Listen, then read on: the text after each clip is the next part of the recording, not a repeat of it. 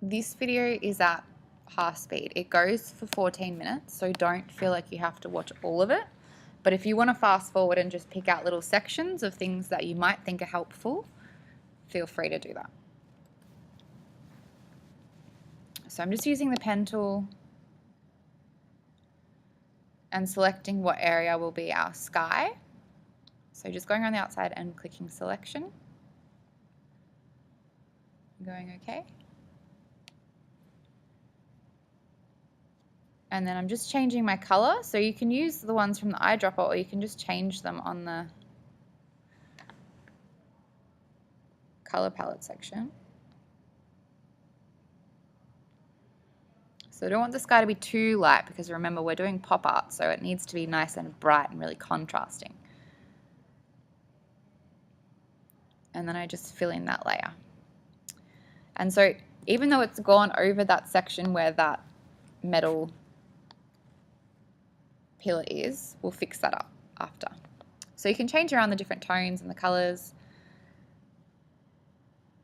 So something like that's a bit too dark for the effect that I want to have. I want it to be quite bright and contrasting. So if we don't have it on the right layer, the key plate actually, the black will interfere with where your color will go, and because it's a linear burn, it will make it a lot darker. So we want to make sure that we're always on the background layer when we're coloring in, just for this activity. And that's because the background layer is on normal as opposed to linear burn. And you can play around with those to see which ones you like better as well, because they will change the effects. So now that that structure has blue in it, we're going to have to use our pen tool and a layer mask to change the color of it, because it is a more complex shape. So just using my pen tool to do the main structure.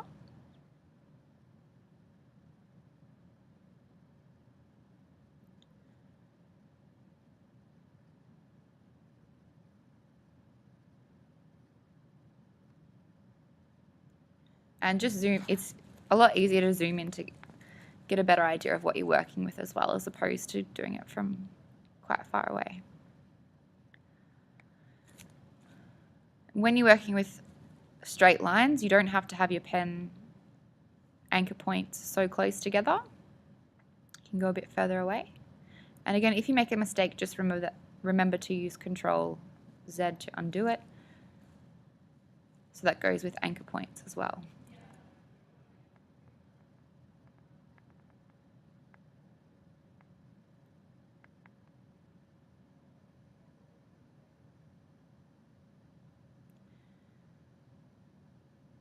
Go layer mask and make a selection.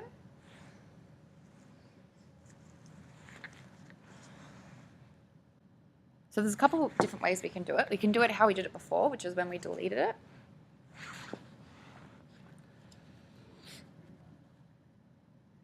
Or we can use the paintbrush to fill in the lines of where we've selected. So that brush is too small, so we want to make that section bigger using our bracket, our right bracket, and just paint that in. We don't want it to be too dark. The beauty of having the paint tool is that it's opaque, it's translucent, so it means we can see the background a little bit, which is good for if we're trying to create selections, because we can see the object in the background. So it doesn't go outside of the dotted lines, which is perfect.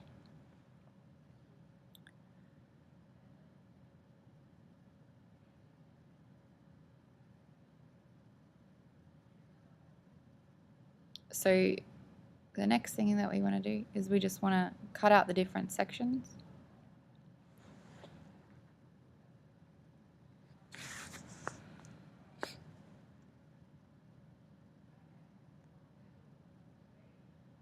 And then again, do selection. So you might have to deselect the last selection first to do, which is Ctrl D. And then we just delete that section and we just repeat that step.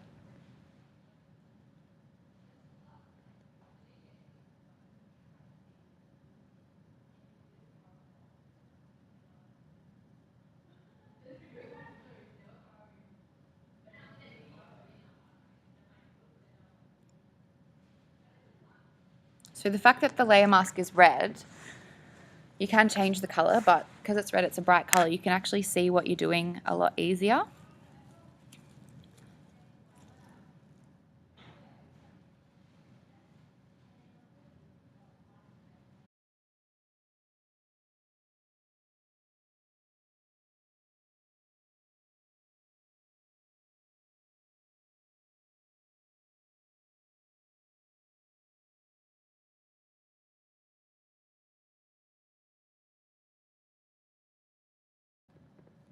So we're getting there. Sometimes it's good to zoom out too because you can see where you've missed sections.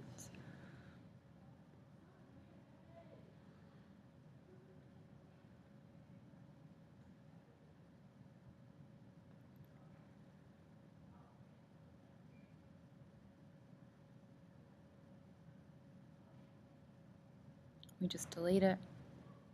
So it's really just repeating the same things over and over again. And the more you practice with it, the easier it will get.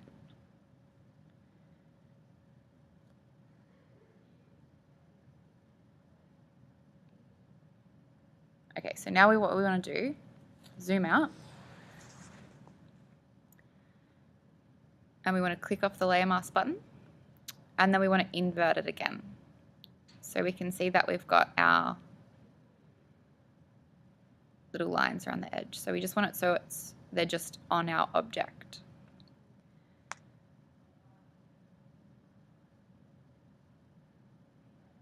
And then I'll take the paint bucket tool and we'll go over to our other image and use some of the color off this for our inspiration. And use our paint dropper tool, eyedropper tool, making sure that we're on the background section again. And just drop that color in. And see how we've still got the blue up the top there? What we can do, I think the reason that that's happening is because we've used a transparent overlay. We can turn off our key layer, and drag up. See, we can see the little brush marks because it's transparent.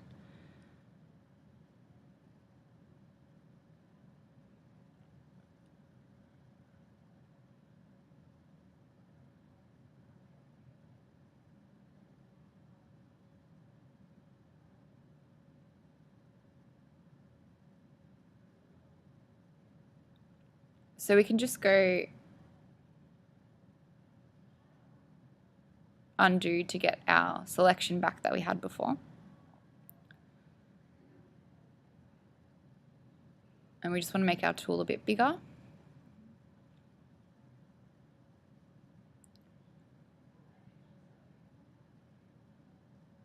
And then we just want to color it in. So we can do this the whole way down. And this will just make it more opaque. And you can have a more opaque brush setting, but I find that having a translucent one,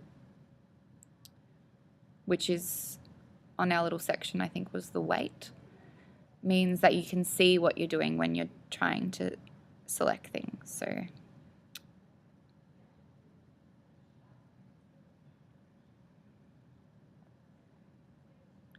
you can just drag down by holding spacebar.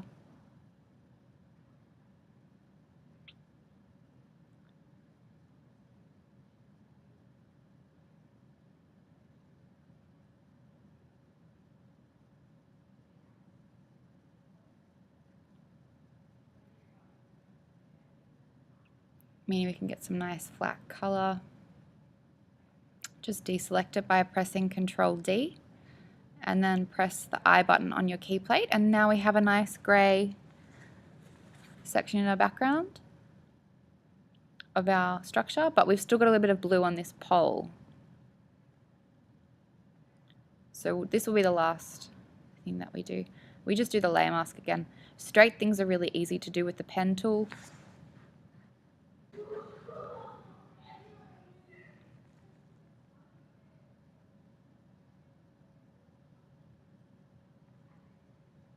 And we want to just delete that. So we've got our red section from our layer mask again, just from deleting that area. And then we want to work on the bottom of the pole. So we use the pen tool, and exactly the same as how we did it at the top. Go down. If you don't get it in the right spot, that's right. You just undo it with Ctrl Z and then try it again.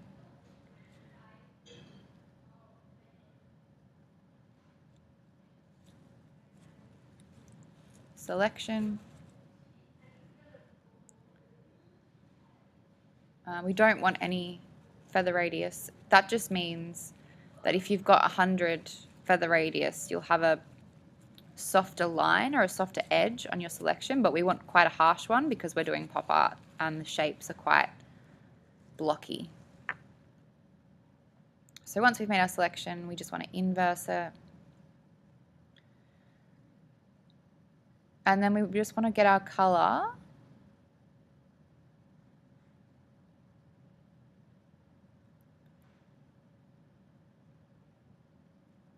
And making sure that we're in our background section again, in a paint bucket tool, and drop it in.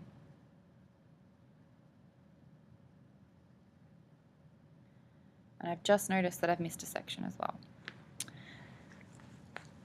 So now we've got a pop art version of it. It's quite contrasting, but it still needs more work done. That's just a starting point. We just want to save it as a JPEG. So that will just save it as a picture. And we want to keep it as pop art copy.